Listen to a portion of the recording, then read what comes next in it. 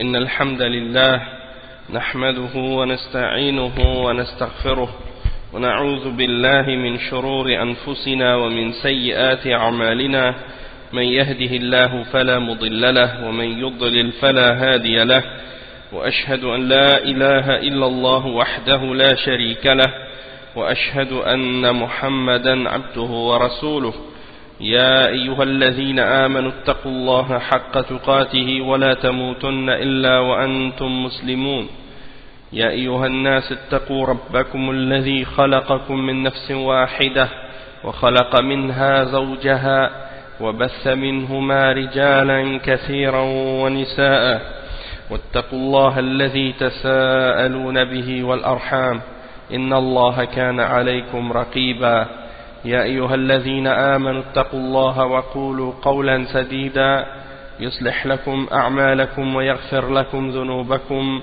ومن يطع الله ورسوله فقد فاز فوزا عظيما وإن خير الكلام كلام الله وخير الهدي هدي محمد صلى الله عليه وسلم وإن شر الأمور محدثاتها وكل محدثة بدعة وكل بدعة ضلالة وكل ضلالة في النار أما بعد.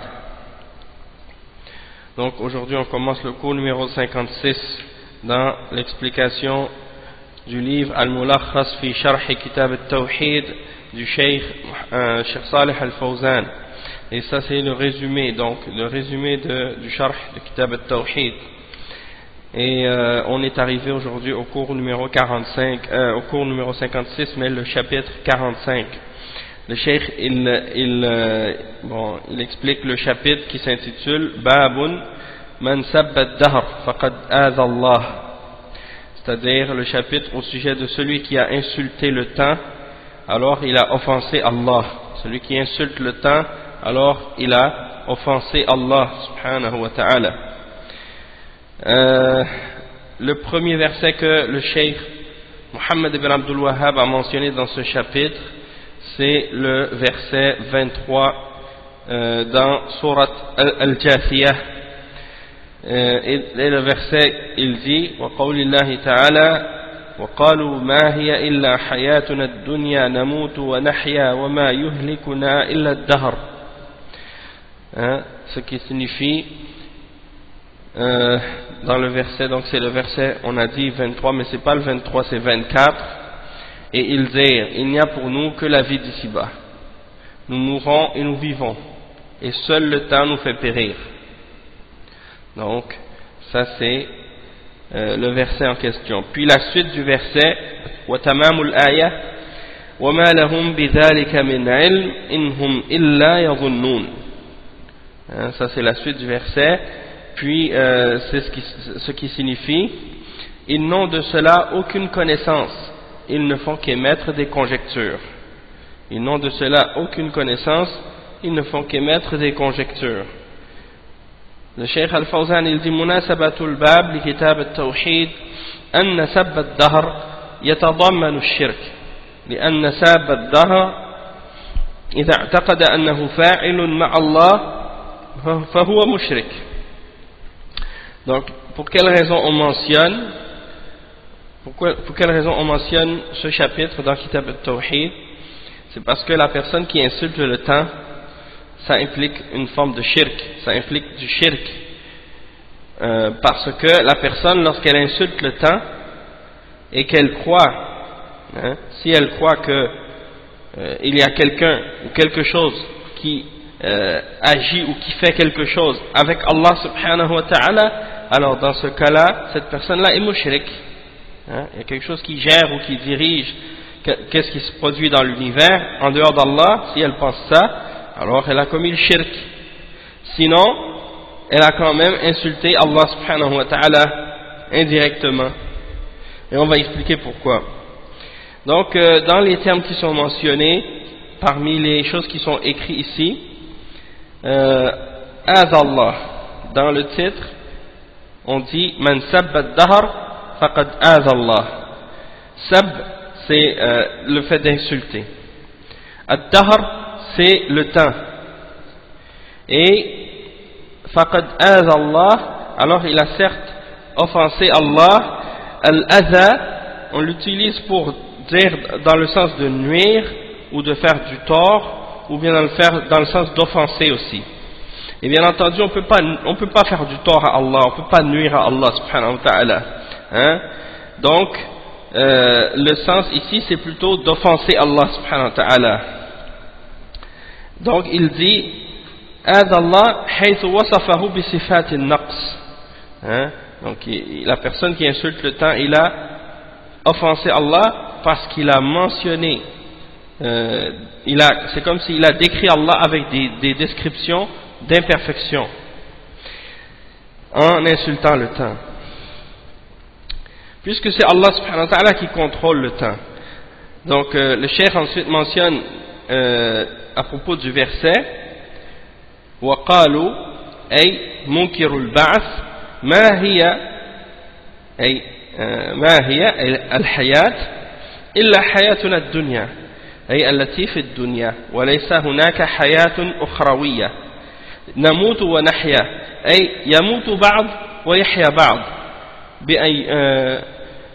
يموت بعض ويحيا بعض بأن يولدوا وما يهلكنا إلا الدهر أي مرور الزمان وما لهم بذلك من علم وما لهم بذلك أي بذلك القول من علم أي لا دليل لهم عليه وإنما قالوه بناء على التقليد والإنكار لما لم يحسوا به ولم يحيطوا بعلمه. Donc qu'est-ce qu'il explique ici? Il explique le verset. Donc قالوا, dans le verset Allah subhanahu wa ta'ala dit ce qui signifie et ils dirent. Qui a dit ça? C'est ceux qui nient la résurrection parmi les kuffars. Donc ils ont dit il n'y a que cette vie, donc ma hiya al-hayat, dans cette vie qui existe, la vie qui existe c'est uniquement celle-ci, c'est-à-dire la vie d'ici-bas. Illa hayatuna ad-dunya. Ils disent il n'y a pas de vie après la mort, il y a seulement cette vie dans la vie d'ici-bas, c'est-à-dire pour eux c'est ça. Et même aujourd'hui les kuffars, les mushrikines, beaucoup d'entre eux aujourd'hui, c'est ça ce qu'ils disent. Ils répètent cette même parole que répétaient les mushrikoun à l'époque. Ils disent non, il n'y a pas de vie après la mort. Il y en a même qui disent l'enfer c'est d'ici. Il y en a qui disent l'enfer c'est ici, il n'y a pas d'enfer après. Il y en a d'autres qui disent il n'y a pas de paradis après, c'est juste cette vie d'ici-bas. Tu fais toi-même ton paradis, ou des choses de ce genre. Donc ça c'est leur parole, et même jusqu'aujourd'hui on entend ces paroles-là aussi de leur part. Namutu wa nahya. Namutu wa nahya, ça veut dire quoi? Ça veut dire il y a des gens qui vivent, il y a des gens qui meurent et d'autres qui vivent. C'est-à-dire il y a des gens qui meurent et d'autres qui naissent. Wa ma yuhlikuna illa ad-dahr. C'est-à-dire il n'y a rien qui nous fait périr excepté le temps qui passe. Donc ça c'est la notion de ce qu'on appelle ad-dahriyun, les gens qui croient en l'éternité du temps et qui pensent que tout se passe en cycle et que il n'y a pas de début, il n'y a pas de fin, l'univers est éternel, le temps est éternel, il n'y a pas eu de création, pour eux tout ne fait que se transformer, il n'y a pas de début, il n'y a pas de fin. Ça c'est la croyance des kuffars parmi les mushrikoun. On a parmi les bouddhistes, il y en a qui croient comme ça aussi, et d'autres également parmi les kuffars. Ils croient qu'il n'y a pas de début dans l'univers et qu'il n'y a pas de fin. Les choses ne font que se transformer et tourner. D'accord? Donc, il n'y a pas d'autre vie après la mort. Il y a des gens qui meurent, il y a d'autres qui vivent. Il y a des gens qui meurent, d'autres qui naissent, et ça tourne comme ça. وَمَا يُهْلِكُنَا إِلَّا الدَّهْرِ. C'est seulement le temps qui passe qui nous fait périr. وَمَا لَهُمْ بِذَلِكَ مِنْ عِلْمٍ. Cette parole qu'ils disent, ils n'en ont aucun savoir, ils ne savent rien, ils n'ont aucune preuve à ce sujet-là. لَا دَلِيلَ لَهُمْ عَلَيْهِ إِنَّمَا قَالُوهُ. Ils l'ont uniquement dit en se basant sur le fait de suivre aveuglément ce qu'ils ont entendu de leur père, ou des choses de ce genre. وَالْإِنْكَارِ لِمَا لَمْ يَحِسُّوا بِهِ. Ils ne font que nier ce qu'ils n'ont pas pu comprendre ou toucher par leur sens ou connaître. Hein, eux ils disent bon, si on ne peut pas le connaître par nos sens, hein, ça veut dire que ça n'existe pas. Et si on ne peut pas le connaître, on n'a pas eu connaissance de cette chose-là, ça veut dire que ça n'existe pas. Donc c'est de nier quelque chose par ignorance, hein, de leur part. Donc ça c'est le sens du verset de façon spécifique. Si on regarde chaque terme, chaque mot, qu'est-ce que ça signifie?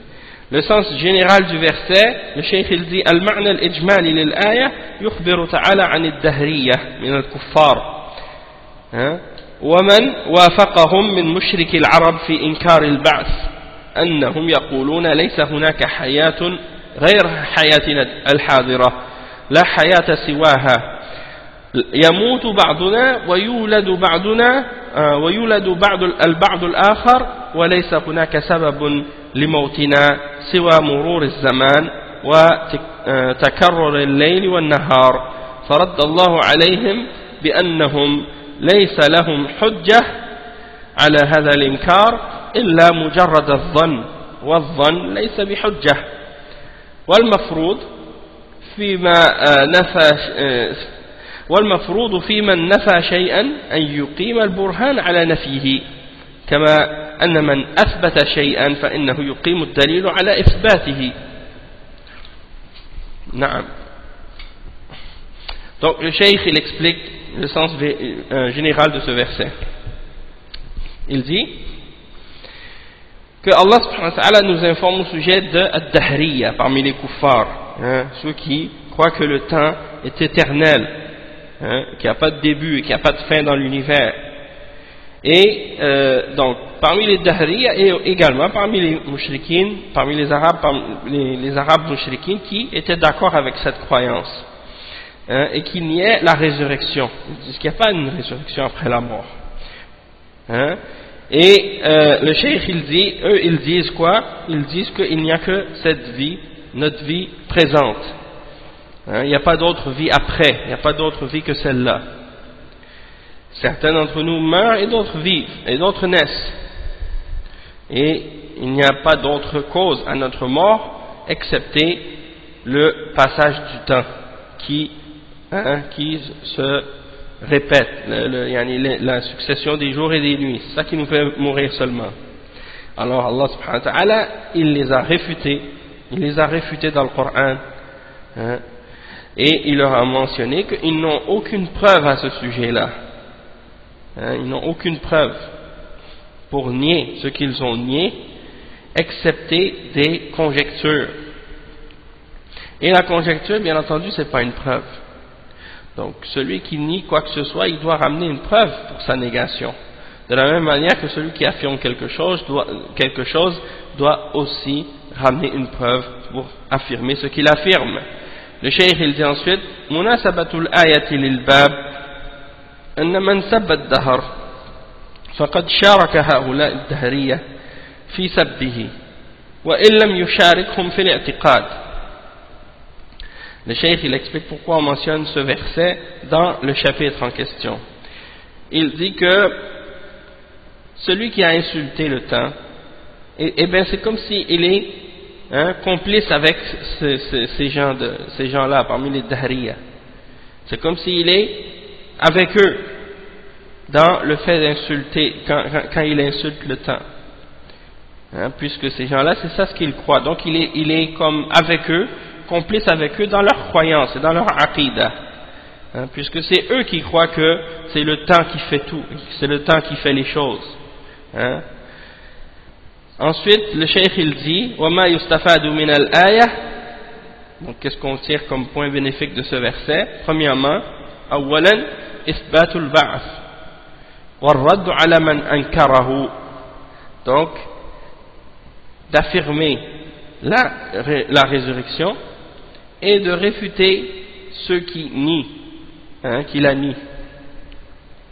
Deuxièmement, ذم من ينسب الحوادث إلى الدهر, c'est-à-dire le blâme de la personne qui attribue les événements et les choses qui se produisent au temps, hein. Donc le blâme de celui qui attribue les événements au temps, qui prétend que c'est le temps qui fait que les choses se font. Alors que c'est Allah subhanahu wa ta'ala qui contrôle tout, et non le temps. C'est Allah subhanahu wa ta'ala qui contrôle le temps également, et qui fait que les choses puissent bouger. Et notre notion du temps, elle est basée sur ça. C'est-à-dire notre notion du temps, elle est basée sur les choses qui changent et qui bougent et qui avancent. Et la preuve, c'est que si quelqu'un, on le met dans une pièce fermée et qu'il ne voit rien de l'extérieur, il ne voit rien qui bouge autour de lui, et qu'on le laisse là pendant un mois, eh bien, il ne saura pas combien de temps s'est écoulé. Il ne saura pas combien de temps s'est écoulé dans cette pièce-là s'il n'a aucun moyen de voir l'extérieur. Pourquoi? Parce que nous, on se base pour savoir le temps par rapport aux choses autour de nous qui changent et qui bougent, comme le soleil, les mouvements le mouvement des étoiles, du soleil et de la lune. C'est ça qui nous fait connaître le temps. Et bien entendu, maintenant on a des horloges, des trucs comme ça, mais tout ça c'est basé sur le mouvement des astres. Mais si tu es dans une pièce enfermée pendant des mois et que tu vois rien de l'extérieur et tu vois personne, tu ne pourras pas savoir combien de temps s'est écoulé. Ça pourrait être un mois, ça pourrait être une année, ou plus ou moins, tu ne pourras pas savoir exactement. Tu peux te douter peut-être, un peu, mais tu ne peux pas savoir avec exactitude. Donc le temps qui passe et les mouvements et les choses qui bougent et tout ce qui se passe autour de nous, tout ça c'est Allah subhanahu wa ta'ala qui l'a créé et c'est lui qui le contrôle.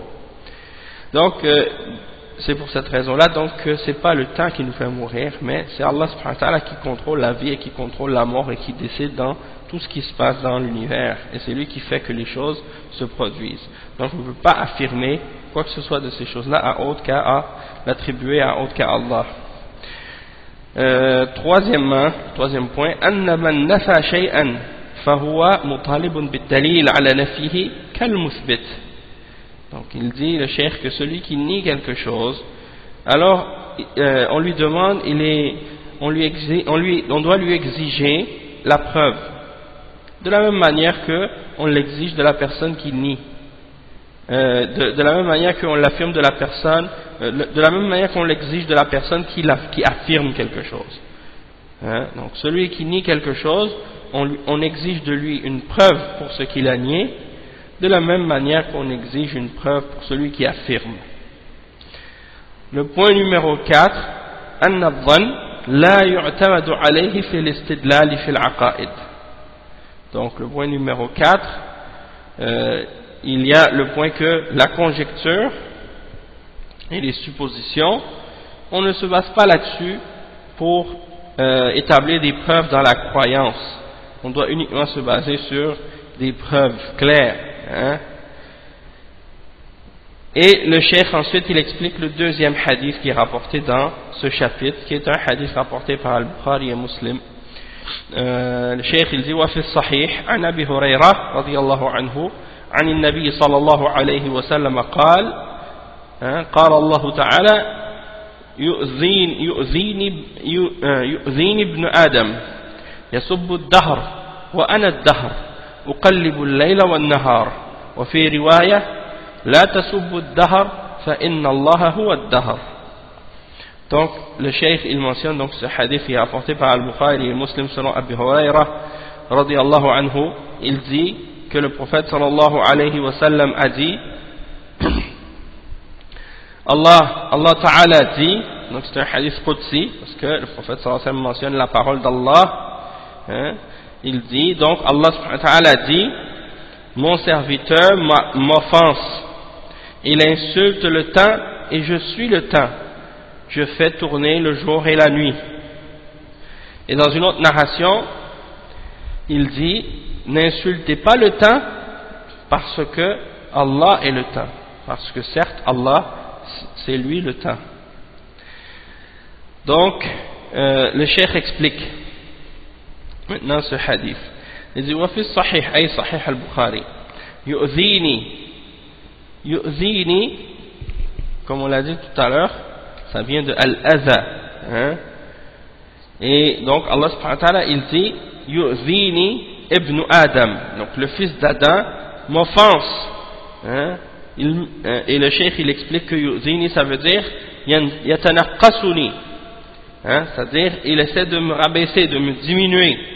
Donc le fils d'Adam essaie de me rabaisser et de me diminuer. Yasubbu ad-dahr ay yadhummuhu wa yalumuhu 'inda al-masa'ib allati عند المصائب التي تنزل. Donc il dit que le fils d'Adam, qu'est-ce qu'il fait pour, comment il fait pour, ou qu'est-ce qu'il fait pour offenser Allah ou pour le diminuer?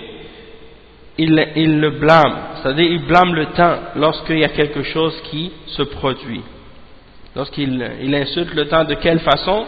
Il insulte le temps en blâmant le temps et en se plaignant du temps lorsqu'il y a un malheur qui se produit, comme si c'était la faute du temps, hein, et des jours qui passent. Lorsque quelqu'un meurt ou quelque chose comme ça, la personne elle est fâchée ou triste, et donc elle se met à insulter le temps. Et donc le cheikh il explique donc la suite dans ce qui est mentionné dans le hadith. Wa ana ad-dahr, hein, Allah subhanahu wa ta'ala il dit et je suis le temps, ay sahibu ad-dahr mudabbiru al-umur allati yansibunaha ila ad-dahr. Donc il dit, le cheikh ça signifie c'est moi le maître du temps, celui qui, hein, gère toutes les affaires qui se produisent et que ces gens-là attribuent au temps. Donc c'est pas le temps qui fait quoi que ce soit, c'est Allah subhanahu wa ta'ala qui gère et qui contrôle le temps. Donc en insultant le temps, on insulte Allah subhanahu wa ta'ala parce que c'est lui qui gère et qui contrôle le temps. Et il dit ensuite pour expliquer uqallibu al-layla wan-nahar, c'est-à-dire je fais que le jour et la nuit se succèdent et se suivent. بالمعاقبة بينهما وما يجري فيهما من خير وشر. Donc le cheikh explique que Allah subhanahu wa ta'ala c'est lui qui fait tourner le jour et la nuit et qui les fait se succéder l'un après l'autre et qui fait se produire tout ce qui se produit dans le jour et dans la nuit, comme que ce soit bien ou mal. C'est Allah subhanahu wa ta'ala qui décide et qui contrôle tout ça. Hein? Donc on ne parle pas juste du temps, c'est-à-dire l'heure qui passe. On parle du temps en voulant dire la vie et tout ce qui se passe dedans aussi. Et le changement, le passage des jours et des nuits, ça fait partie justement du temps. Donc c'est dans ce sens-là. Et ça implique également aussi d'insulter, comme on va le voir dans d'autres chapitres aussi, d'insulter par exemple la température, le climat, la pluie, le froid, la neige, la chaleur, ou ainsi de suite, des choses comme ça. Hein? On ne peut pas insulter ces choses-là puisque c'est Allah subhanahu wa ta'ala qui les contrôle et qui les dirige et qui les gère. Donc si on les insulte, on insulte indirectement Allah subhanahu wa ta'ala. Hein? Et donc ça c'est grave. Le cheikh il dit wa fi riwayatin ay li muslimin wa ghayrihi. Donc c'est rapporté par Al-Bukhari et Muslim. Il dit ensuite فإن الله هو الدهر. Dans une autre narration rapportée par Muslim et d'autres, il dit parce que Allah c'est lui qui est le temps. أي هو الذي يجري فيه ما أراده من خير وشر. C'est-à-dire c'est Allah subhanahu wa ta'ala qui fait en sorte que tout ce c'est lui qui fait en sorte que les choses se fassent et se produisent dans le temps et dans l'univers. Et tout ce qui se produit c'est parce qu'il l'a voulu, que ce soit bon ou mauvais. Hein? Donc c'est tout ce qui se produit est par la volonté d'Allah subhanahu wa ta'ala et par le contrôle d'Allah subhanahu wa ta'ala. Le cheikh dit ensuite al-ma'na al-ijmali lil-hadith يروي الرسول صلى الله عليه وسلم عن ربه عز وجل أن الذي يسب الدهر عند نزول المصائب والمكاره إنما يسب الله تعالى ويؤذيه بالتنقص لأنه سبحانه هو الذي يجري فيه الأفعال وحده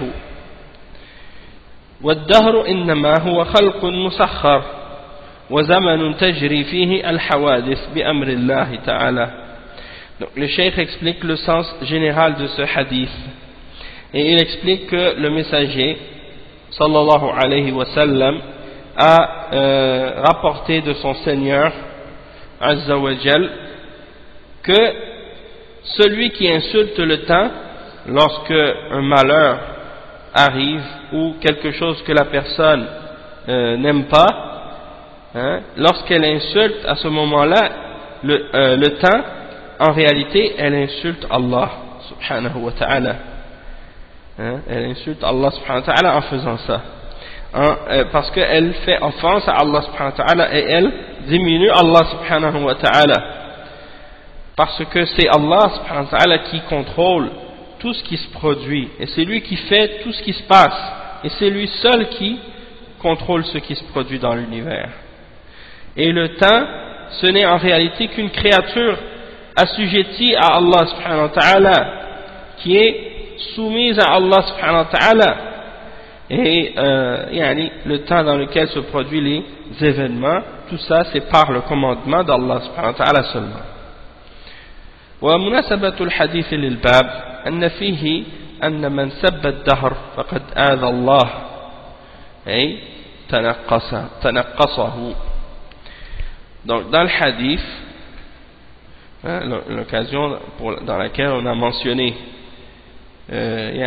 pourquoi on a mentionné ce hadith dans le chapitre, c'est parce que dedans on mentionne que celui qui a insulté le temps, il a offensé Allah subhanahu wa ta'ala, c'est-à-dire il l'a diminué ou rabaissé, ou ainsi de suite.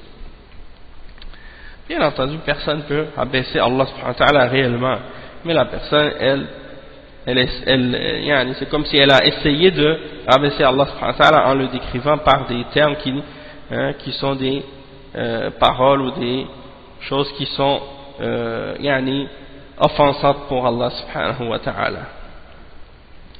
وما يستفاد من الحديث, parce que Allah subhanahu wa ta'ala il dit إنكم لن تبلغوا ضري فتضروني ولن تبلغوا نفعي فتنفعوني. Allah subhanahu wa ta'ala mentionne dans un hadith qudsi, le prophète sallallahu alayhi wa sallam dit que Allah subhanahu wa ta'ala dit vous n'arriverez jamais à me faire un tort pour me nuire, et vous n'arriverez jamais non plus à me faire un bien pour me profiter en quoi que ce soit. Donc l'être humain, peu importe qu'est-ce qu'il dit ou qu'est-ce qu'il fait, il peut pas atteindre Allah subhanahu wa ta'ala, mais c'est quand même un manque de respect envers Allah subhanahu wa ta'ala, et c'est comme s'il essaie la personne dit des choses qui ne conviennent pas à Allah subhanahu wa ta'ala, donc ça c'est pour expliquer et clarifier un peu plus. Le cheikh il dit ensuite وَمَا يُسْتَفَادُ مِنَ الْحَدِيثِ, qu'est-ce qu'on peut tirer comme point bénéfique de ce hadith? Premièrement, تحريم سب الدهر, l'interdiction d'insulter le temps. ثانيا وجوب الإيمان بالقضاء والقدر, deuxièmement l'obligation de croire en le décret et la prédestination d'Allah subhanahu wa ta'ala. Le point numéro 3, أن الدهر خلق مسخر, c'est-à-dire que le temps c'est une créature assujettie à Allah et soumise à Allah. Et le point numéro 4, أن الخلق قد يؤذون الله بالتنقص ولا يضرونه. Quatrièmement, que la créature peut offenser Allah subhanahu wa ta'ala en le diminuant, en essayant de le diminuer ou de le rabaisser par leurs paroles, mais ils ne peuvent pas lui nuire ou lui faire du tort ou lui faire un tort quelconque. Naam. Donc ça c'est qu'est-ce qui est mentionné par rapport à ce chapitre. Ensuite il y a un autre chapitre qui est tout de suite après, c'est le chapitre numéro 46. Babun at-tasammi bi qadi al-qudat wa nahwihi. c'est-à-dire de s'appeler le juge des juges, ou des termes de ce genre, hein, comme juge des juges, roi des rois, hein. Ça c'est seulement Allah subhanahu wa ta'ala qui a le droit de s'appeler comme ça. Le cheikh explique, il dit وفي الصحيح عن أبي هريرة رضي الله عنه أن النبي صلى الله عليه وسلم قال إن أخنع اسم عند الله رجل تسمى ملك الأملاك لا مالك إلا الله. قال سفيان مثل شاهان شاه. وفي رواية أغيظ رجل على الله يوم القيامة أخبثه. أغيظ رجل على الله يوم القيامة وأخبثه. قوله أخنع يعني أوضع. Bon, التسمى بقاضي القضاة, on a dit, c'est le fait de se donner comme titre ou comme nom le juge des juges, ou des termes de ce genre, comme le roi des rois ou autre. Le hadith est rapporté par Abu Huraira est rapporté par Al-Bukhari et Muslim selon Abu Huraira radiyallahu anhu. Il dit que le prophète sallallahu alayhi wa sallam a dit que la personne qui aura le nom le plus bas auprès d'Allah subhanahu wa ta'ala, ou pour Allah subhanahu wa ta'ala, sera la personne qui s'est appelée le roi des rois, parce qu'il n'y a pas de roi excepté Allah. Et Sufyan al-Thawri, Sufyan ibn Uyayna, je pense que c'est Sufyan ibn Uyayna, il a dit comme par exemple de dire Shahanin Shah, ça veut dire le roi des rois, parce que Shah dans la langue perse c'est un roi, hein, comme quand on dit par exemple le Shah d'Iran, ça veut dire le roi d'Iran. Shah en langue perse ça veut dire roi, donc Shahanin Shah ça veut dire le roi des rois. Donc peu importe dans quelle langue la personne le dit, c'est haram de porter ce titre ou ce nom.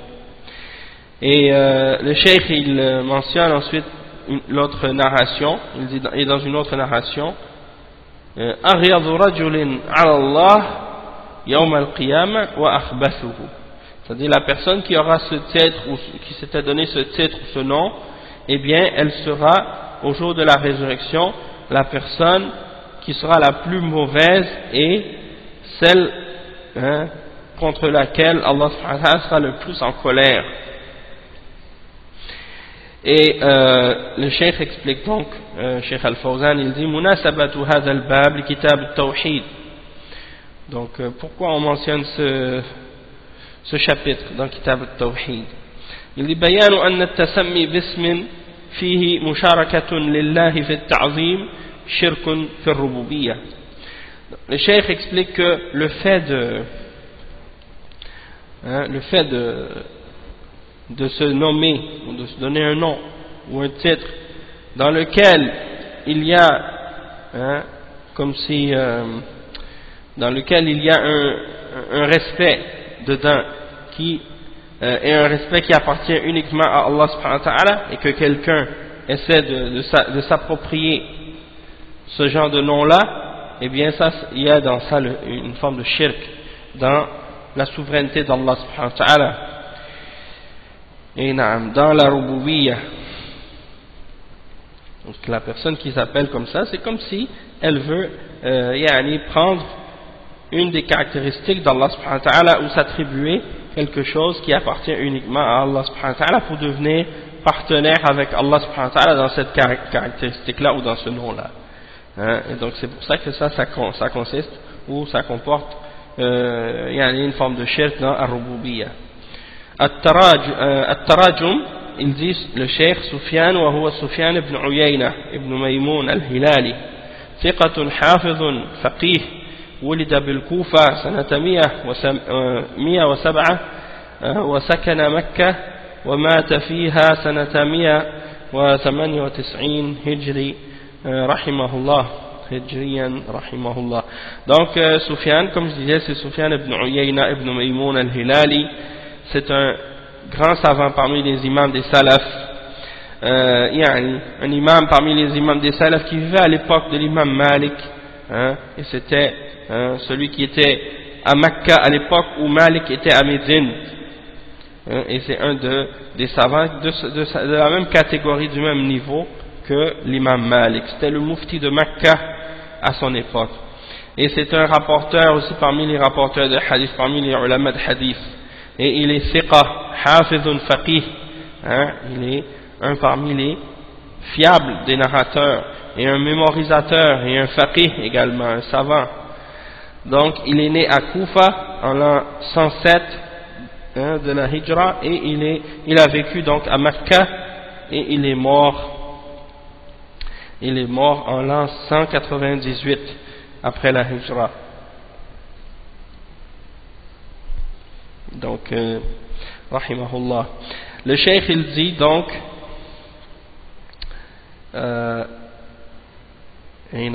il donne l'exemple donc du hadith, il est clair, donc il n'a pas mentionné de détails par rapport à ça.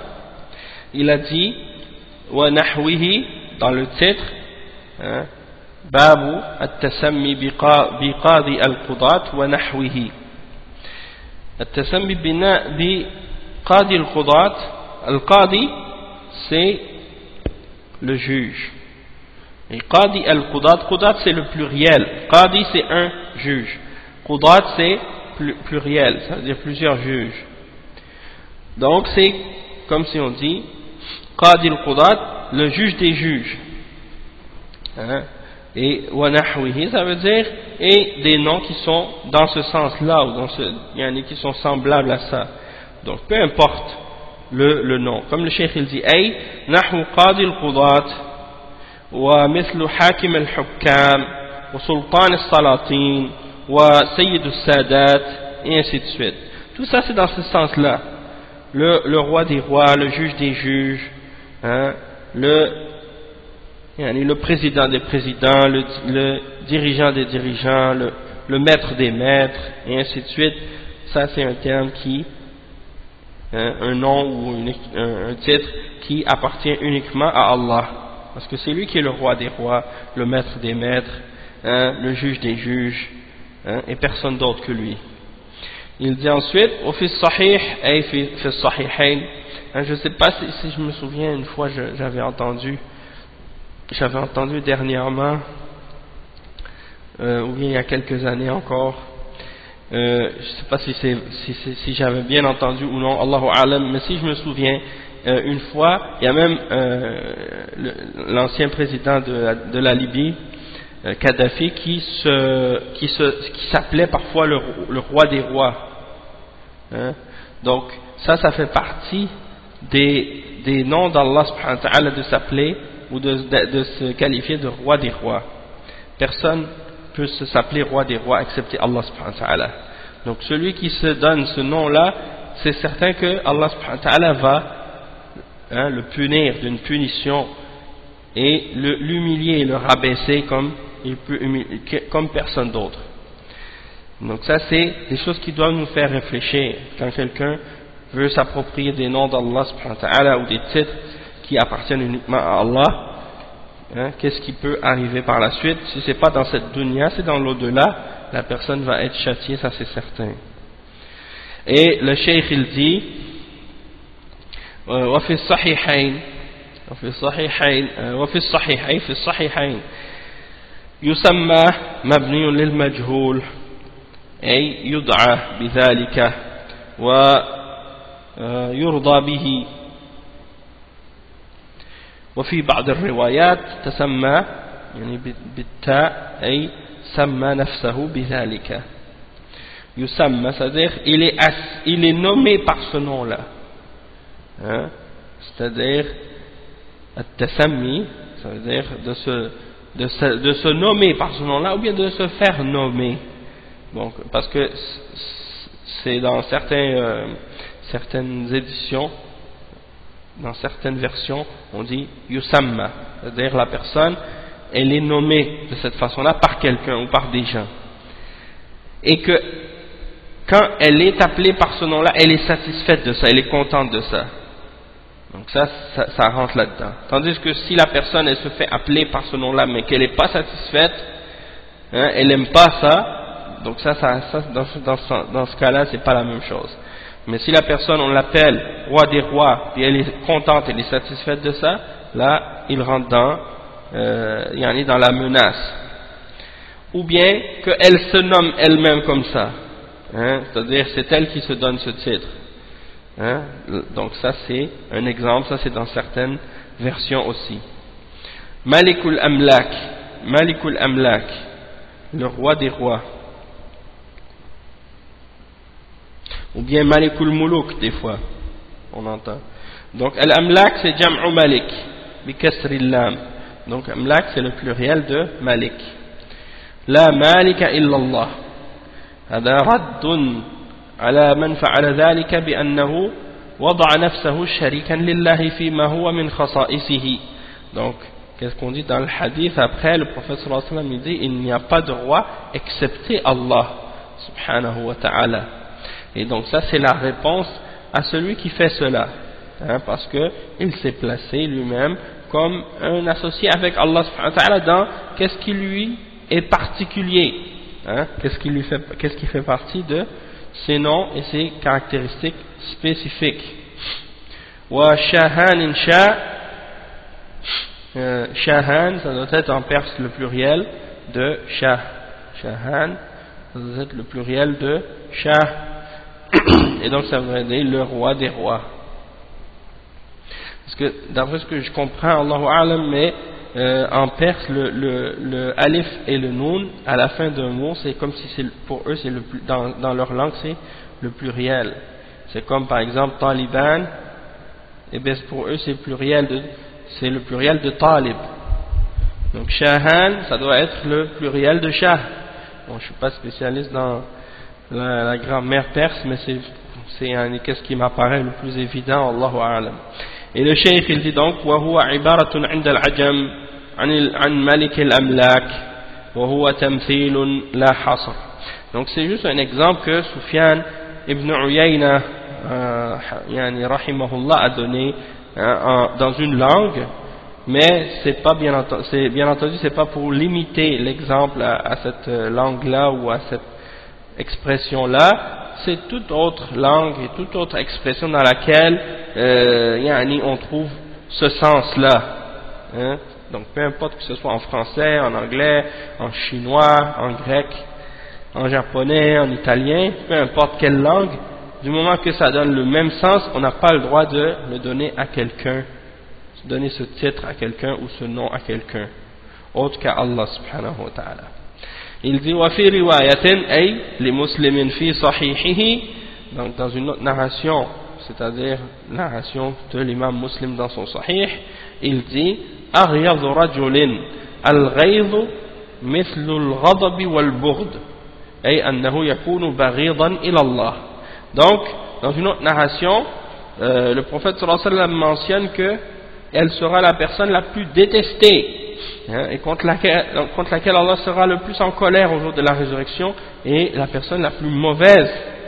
Ça veut dire quoi? Le cheikh il explique que al-ghayz c'est comme la colère et la haine. Donc cette personne-là sera détestée d'Allah subhanahu wa ta'ala.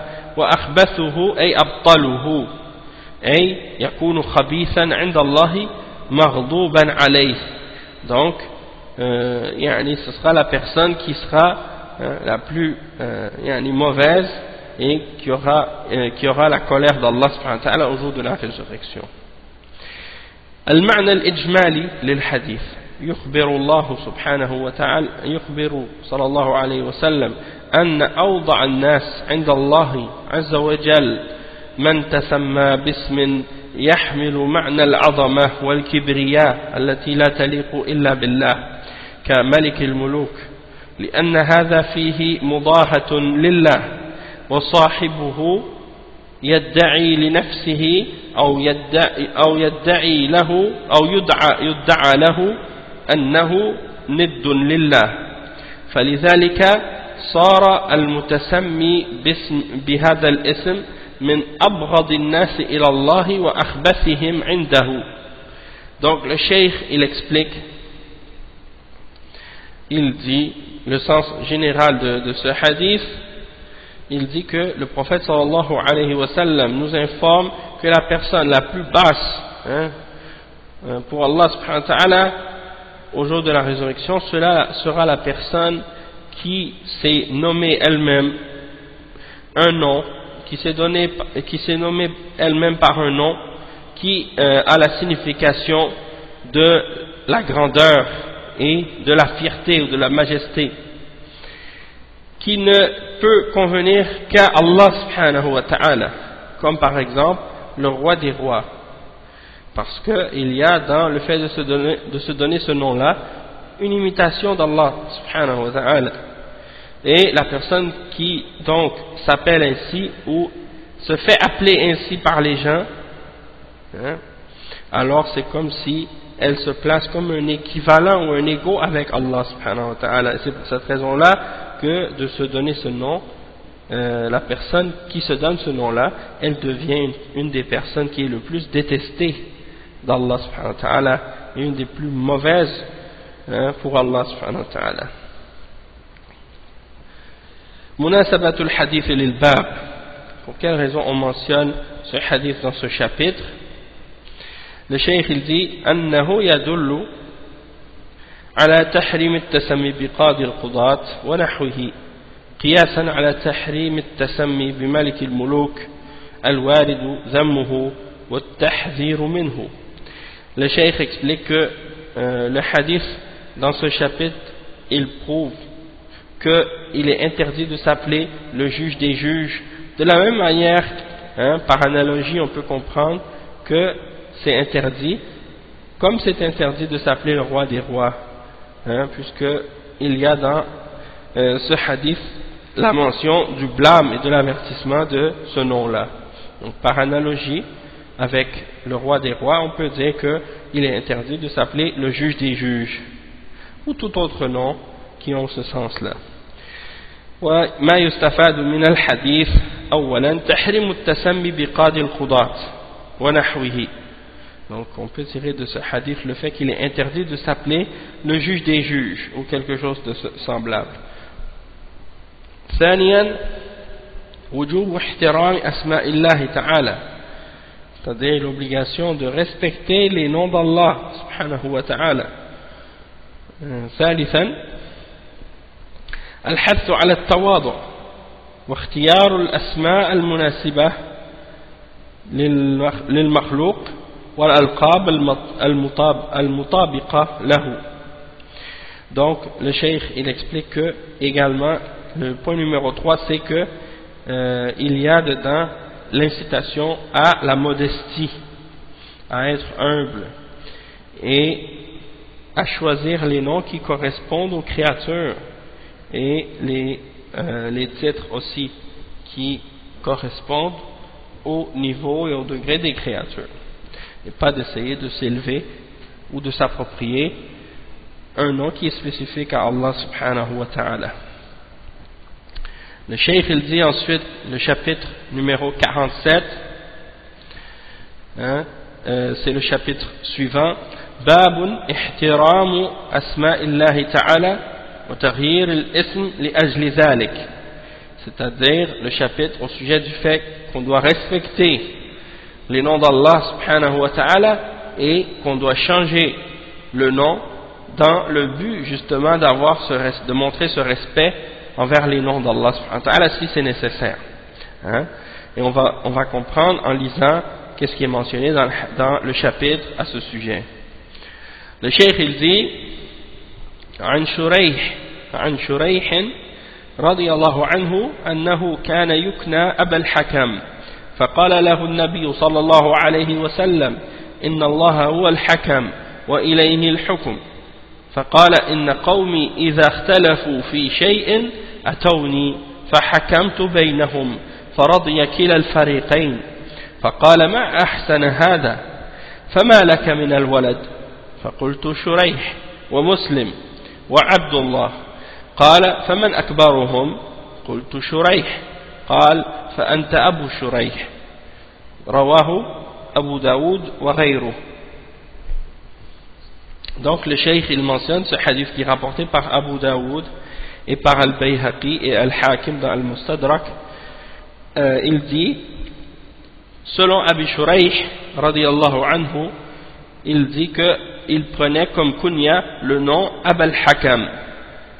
Donc il avait comme kunya le nom Abul Hakam. Et le messager d'Allah, le prophète Mohammed sallallahu alayhi wa sallam, lui a dit, Allah subhanahu wa ta'ala, c'est lui Al-Hakam. Et c'est à lui que revient le hukum, c'est-à-dire c'est à lui que revient le jugement. Allah c'est lui le juge, et c'est à lui que revient le jugement. Alors, Abu Shuraih a dit quoi? Il a dit, mon peuple, lorsqu'ils ont une divergence en quoi que ce soit, ils viennent me voir, et moi je juge entre eux, et les deux parties sont satisfaits. Alors le prophète sallallahu alayhi wa sallam a dit, quelle belle chose, quelle belle chose que celle-ci. Et il lui a demandé ensuite, et combien as-tu d'enfants, ou bien qu'est-ce que tu as comme enfant? Alors il a répondu, Shuraih et Muslim et Abdullah. Il a ses 3 enfants. Alors le prophète sallallahu alayhi wa sallam lui a demandé, et lequel d'entre les 3 est le plus vieux? Alors le prophète sallallahu alayhi wa sallam, alors Abu Shuraih a répondu que le plus vieux c'était Shuraih. Alors le prophète sallallahu alayhi wa sallam lui a dit, alors dans ce cas-là ta kunya c'est Abu Shuraih, ta kunya maintenant c'est Abu Shuraih. Et le cheikh explique donc pour quelle raison on mentionne ce chapitre dans Kitab al-Tawhid. Munasabatu hadha al-bab li Kitab al-Tawhid أن احترام أسماء الله تعالى وتغيير الاسم من أجل ذلك من تحقيق التوحيد. Donc de montrer du respect envers les noms d'Allah subhanahu wa ta'ala et de changer un nom dans ce but-là, donc ça fait partie de réaliser la signification réelle du tawhid, et de perfectionner le tawhid. Donc le cheikh explique, At-Tarajum أبو شريح اسمه هاني ابن يزيد الكندي صحابي نزل الكوفة وتوفي بالمدينة سنة 68 هجريا رضي الله عنه. Donc le nom de Abu Shuraih c'est quoi? Donc sa kunya c'est Abu Shuraih, mais son nom c'est Hani ibn Yazid al-Kindi, et c'est un sahabi. Et il est allé vivre à Koufa par la suite, et il est mort dans la ville de Al-Madina en l'an 68 de la Hijra radiyallahu anhu. احترام أسماء الله أي تعظيمها واحترمه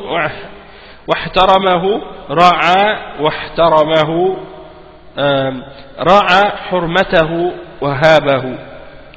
Donc, ihtiram asma illah, qu'est-ce que ça veut dire l'ihtiram? L'ihtiram, ça veut dire le ta'zim. Le ta'zim, qu'est-ce que c'est? C'est le fait de montrer du respect à quelque chose et d'exalter quelque chose. Et quand tu dis ihtaramahu, c'est-à-dire il a pris en considération le respect qu'il doit à cette chose, le côté sacré que cette chose-là possède, et il lui a montré donc un respect. C'est dans ce sens-là. تغيير الاسم أي تحويله وتبديله وجعل غيره مكانه. Donc le changement du nom, ça veut dire, bon, bien entendu, de prendre un nom puis d'en mettre un autre à sa place. C'est ça. Donc من أجل ذلك أي لأجل احترام أسماء الله, c'est-à-dire de changer le nom dans le but de montrer le respect envers les noms d'Allah subhanahu wa ta'ala. On va expliquer la suite maintenant. Le cheikh il dit ويكنى كان أنه كان يكنى أبا الحكم. Donc Abu Shuraih, avant on lui donnait une kunya. On lui donnait la kunya de Abu al-Hakam. Al-kunya ma suddira bi abin ou ummin. Donc la kunya c'est quoi? c'est un nom c'est un mot qui est précédé par ou par ab. Donc Abu Huraira, Abu Shuraih, Abu al-Hakam, Abu Hamad, Abu Hudhaifa, Abu Amina, ou bien Abu Usama. Donc il y a plein de kunya comme ça que quelqu'un peut avoir. Abu al-Fadl c'était la kunya de Ibn Taymiyyah. Il y a beaucoup de gens qui ont des Abu Hanifa. Donc, beaucoup de kunya comme ça. Abu Bakr. Donc eh bien il y a aussi avec Kulthum et Muhammad, Ahmad, et ainsi de suite. Donc ça c'est des exemples qu'on appelle une kunya, et c'est un nom, c'est un surnom qu'on donne à quelqu'un, et souvent c'est par signe de respect qu'on utilise la kunya. On appelle quelqu'un par sa kunya pour l'honorer, et donc c'est bien d'avoir une kunya, et souvent aussi qu'est-ce que les gens font, c'est on leur donne une kunya par rapport aux enfants qu'ils ont, on les appelle par rapport à leurs enfants. On va dire Abu un tel par rapport à l'enfant qu'il a, mais c'est pas nécessairement le cas. C'est-à-dire c'est pas nécessaire que pour qu'on appelle quelqu'un Abu Fulan pour qu'il ait un enfant qui s'appelle par le nom. Parce que Abu Huraira, on l'appelait Abu Huraira pas parce qu'il avait un enfant qui s'appelait Huraira, mais parce que plutôt il aimait les chats, et il avait un petit chat, et le chat en arabe on l'appelle al-hir, et un petit chat c'est Huraira, un chaton. Donc on l'appelait Abu Huraira parce qu'il avait toujours ce chaton là avec lui. Et Abu Turab, Ali radiallahu anhu, on l'appelait Abu Turab parce qu'il était toujours avec de la poussière sur lui. Et c'est le prophète sallallahu alayhi wa sallam qui l'a appelé comme ça. Et Abu al-Hakam, il l'explique même dans le hadith, on l'appelait Abu al-Hakam, pourquoi? Parce que il jugeait entre les gens de son peuple, et les gens l'ont appelé comme ça, d'accord? Donc c'est pas nécessaire que ce soit parce que quelqu'un a un enfant qui s'appelle ce nom là. Et le cheikh il dit donc al-Hakam min asma'illah, min asma'illahi ta'ala, wa ma'nahu al-Hakim alladhi idha hakama la yuradda hukmuhu. Donc al-Hakam c'est un des noms d'Allah. Donc c'est pour ça que c'était pas possible pour pour ce sahabi Hani de s'appeler Abu al-Hakam, puisque al-Hakam c'est Allah. Donc est-ce que quelqu'un peut s'appeler le père d'Allah? Non, a'udhu billah. Donc Abu al-Hakam c'est pas une kunya que quelqu'un peut avoir, et c'est pour cette raison que le prophète sallallahu alayhi wa sallam lui a demandé donc de changer cette kunya, parce que le cheikh il explique ici que Al-Hakam c'est un des noms d'Allah, et qui signifie celui qui est le juge, et que lorsqu'il juge on ne peut pas rejeter son jugement et son verdict. C'est ça que ça veut dire Al-Hakam. Wa ilayhi al-hukm ay al-fasl bayna al-ibad fi ad-dunya wal-akhirah. Donc c'est lui le juge, c'est-à-dire c'est lui qui tranche entre ses serviteurs en toute vérité dans cette dunya et dans l'au-delà. Donc c'est pour cette raison-là, donc pour faire comprendre à ce sahabi qu'il ne peut pas s'appeler Abu al-Hakam, c'est pas possible. Ensuite il a expliqué, donc comme on a dit tout à l'heure, il a expliqué pourquoi il s'appelle Abu al-Hakam, pourquoi les gens l'ont appelé Abu al-Hakam. Il dit inna qawmi ila akhirih, en voulant dire hey ana lam akun ou lam ukanni nafsi bi hadhihi al-kunya wa innama kannani biha qawmi. Donc lui qu'est-ce qu'il répond au prophète sallallahu alayhi wa sallam en expliquant que lorsque dans mon peuple je suis un juge, et quand je juge ils sont satisfaits et ainsi de suite, Et il répond ça pour dire, comme le cheikh explique ici, c'est-à-dire, c'est pas moi-même qui a choisi cette kunya, hein? C'est les gens qui m'ont appelé ainsi parmi les gens de mon peuple. Alors le cheikh il dit ensuite, en expliquant la suite, ma ahsana hada. Donc le prophète sallallahu alayhi wa sallam dit ma ahsana hada. يعني الإصلاح بين الناس والحكم بينهم بالإنصاف والتحري العدل. Donc ما أحسن هذا, c'est-à-dire quelle belle chose. C'est comme c'est une chose qui est, en voulant dire, c'est une chose qui est belle, yani. Et de quoi, qu'est-ce qu'il veut dire par là, le prophète sallallahu alayhi wa sallam, c'est-à-dire le fait de faire la réconciliation entre les gens et d'arranger les problèmes entre les gens et de juger entre eux avec justice et de chercher à être juste. Tout ça, c'est des choses bonnes. Et donc, il lui a demandé par la suite, combien as-tu d'enfants, lequel d'entre eux est le plus vieux, et puis après, il a dit, Shuraih, c'était le plus vieux. Alors, le prophète sallallahu alayhi wa sallam a dit, Anta Abu Shuraih. Hein? Donc, le prophète sallallahu alayhi wa sallam lui a choisi lui-même une kunya, il lui a donné cette kunya. Hein? Tu es donc Abu Shuraih. كنا كناه بالأكبر رعاية لأنه أولى بذلك. Donc il lui a donné la kunya par rapport à son enfant le plus vieux, parce que c'est pour prendre en considération donc le fait qu'il est le premier et que c'est lui qui mérite le plus d'être dans la kunya de son père. المعنى الإجمالي للحديث, le sens général de ce hadith. Cheikh il dit استنكر النبي صلى الله عليه وسلم على هذا الصحابي تكنيه بأبي الحكم لأن الحكم من أسماء الله وأسماء الله يجب احترامها. فبين له الصحابي سبب هذه التكنية وأنه كان يصلح بين قومه ويحل مشاكلهم بما يرضي المتنازعين.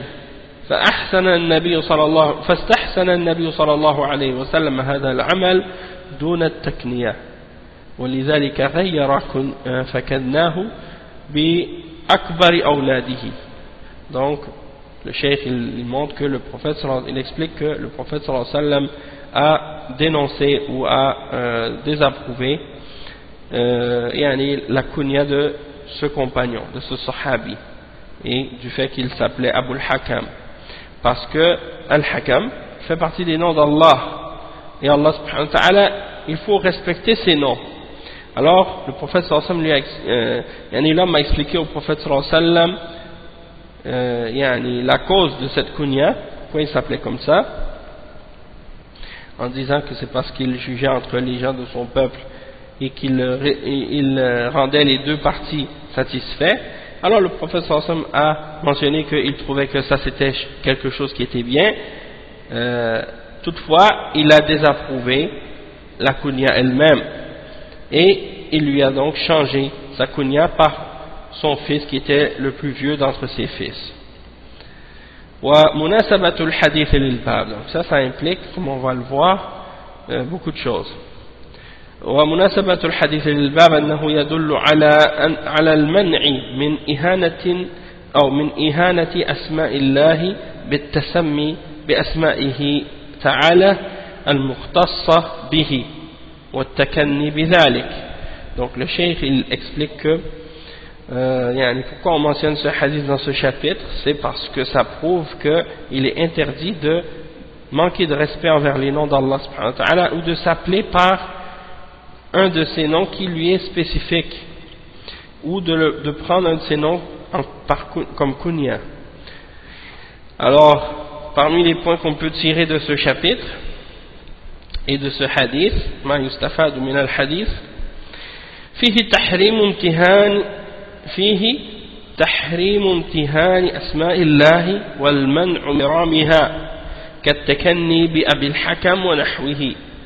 Donc il y a dans ça l'interdiction de dénigrer les noms d'Allah et l'interdiction de de prendre un nom ou de faire avec un des noms d'Allah ce qui peut donner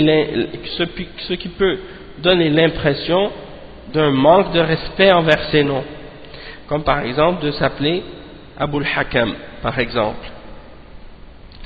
Deuxièmement, أن الحكم من أسماء الله, c'est-à-dire que Al-Hakam fait partie des noms d'Allah subhanahu wa ta'ala. ثالثا جواز الصلح والتحاكم إلى من يصلح للقضاء وإن كان لم يكن قاضيا وأنه يلزم حكمه. La permission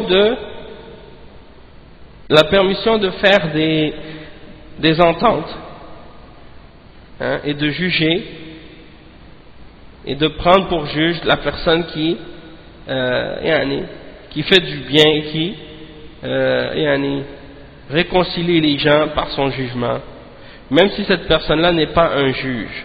Donc ça veut dire qu'on a le droit de prendre pour juge quelqu'un qui n'est pas nécessairement un juge, du moment que cette personne, lorsqu'elle juge, hein, elle ramène du bien, hein, et elle amène les gens à se réconcilier et à corriger les problèmes, et qu'il faut suivre son jugement.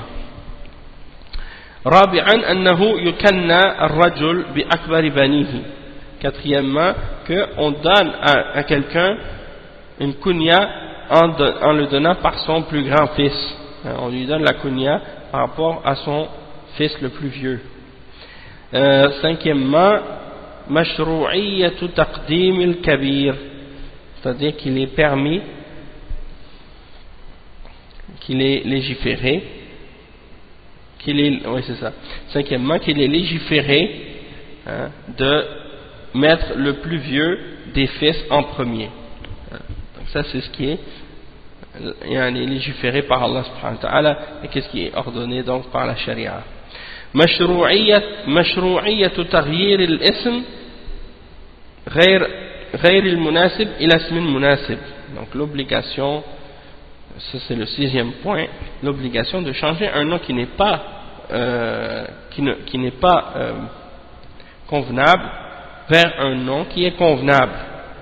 Donc, si quelqu'un il a un nom qui est pas convenable, c'est-à-dire un nom qui implique quelque chose qui est haram ou qui implique un manque de respect envers Allah subhanahu wa ta'ala, hein, et donc dans ce cas-là c'est pas permis de prendre ce nom-là, et il faut le changer. Si quelqu'un l'a eu à la naissance, eh bien il doit le changer. D'accord? Donc on va s'arrêter ici Inch'Allah pour aujourd'hui. Subhanakallah wa bihamdika ashhadu an la ilaha illa anta astaghfiruka wa atubu ilayk. Barakallahu fikum wa jazakumullahu khairan. Wassalamu alaykum wa rahmatullahi wa barakatuh. Wa sallallahu wa sallam ala nabiyyina Muhammad wa ala alihi wa sahbihi ajma'in. Wa sallama tasliman kathira. Wassalamu alaykum wa rahmatullahi wa barakatuh.